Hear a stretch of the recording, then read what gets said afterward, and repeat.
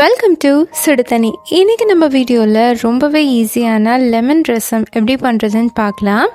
எந்த குழம்பு வச்சாலும் அதோட கொஞ்சம் ரசம் ஃபினிஷிங் தைச்சா நம்ம வச்சு சாப்பிடுவோம். ஸோ அந்த பழக்கம் நம்மளுக்கு இருக்கும் போது டிஃப்ரெண்ட்டாக நம்ம ரசம் வச்சு சாப்பிட்டா ரொம்பவே நல்லாயிருக்கும் இல்லையா?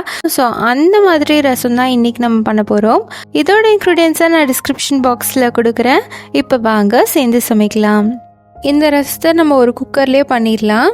அதுக்கு 1/2 கப் துவரம் பருப்பை நல்லா வாஷ் பண்ணிவிட்டு சேர்த்துக்கோங்க. இதோட 2 பச்சை மிளகாய், ஒரு பெரிய தக்காளி, 1 இன்ச் அளவு இஞ்சியை இடித்து சேர்த்துக்கிறேன். அதோட 1/4 டீஸ்பூன் மஞ்சள் தூள். இது கூடவே ஒரு மிக்சியில் 1 டீஸ்பூன் சீரகம், 1 டீஸ்பூன் மிளகு சேர்த்துட்டு நல்லா அரைச்சிட்டு அதை இந்த குக்கரில் சேர்த்துடலாம். இது கூட 1/2 டீஸ்பூன் கல்லுப்பு சேர்த்துட்டு இதோட 1/2 கப் தண்ணி சேர்த்து 4-5 விசில் வச்சு எடுத்துக்கலாம்.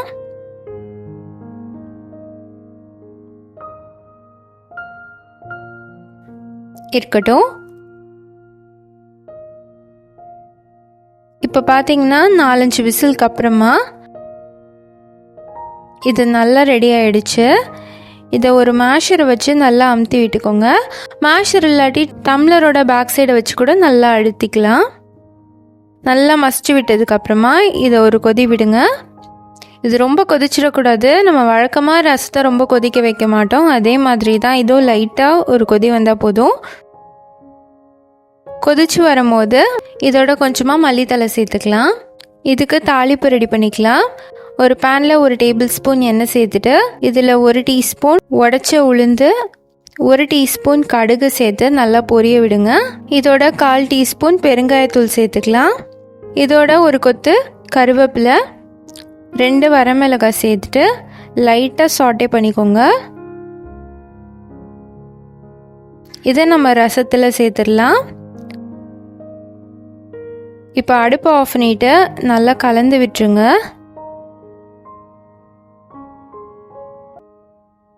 ஒரு 5 நிமிஷத்துக்கு அப்புறமா இதில் 1/2 லெமன் பிழிஞ்சுக்கலாம்.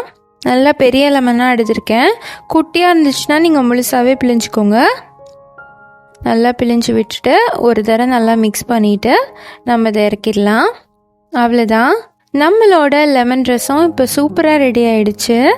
இது ஒரு டிஃப்ரெண்ட்டான ஒரு ரெசிபியாக இருந்துச்சு. வழக்கமாக நம்ம செய்கிற மிளகு ரசம் மாதிரி இல்லை.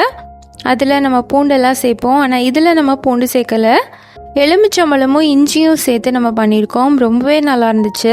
சளி இருமல்லாம் இருந்துச்சுன்னா இதை பண்ணி சாப்பிடலாம். ரொம்பவே இதமாக இருக்கும். நீங்களும் இந்த சூப்பரான லெமன் ரசத்தை ட்ரை பண்ணி பார்த்துட்டு எப்படி இருந்துச்சுன்னு சொல்லி கமெண்ட்ஸில் சொல்லுங்கள். இந்த வீடியோ உங்களுக்கு பிடிச்சிருந்தா லைக் பண்ணுங்கள். சுடுதண்ணி சேனலை சப்ஸ்கிரைப் பண்ணுங்கள். தேங்க்யூ.